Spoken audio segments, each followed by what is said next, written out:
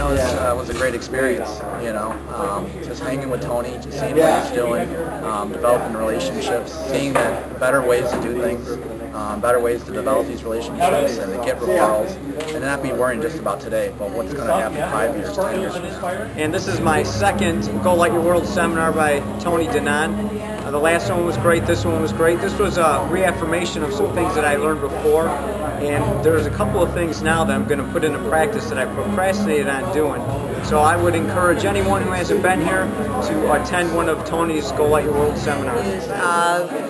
These seminars that he has are absolutely awesome. I came to the last one the same way Sandy did. He talked about writing personal notes. I've been doing that. It actually has grown my business because of that.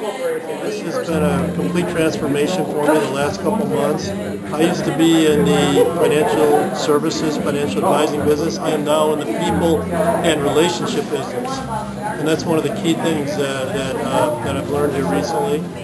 I came to the last seminar and I have been implementing in my business the things that I learned at the last meeting that we came to, and it has blown my business out.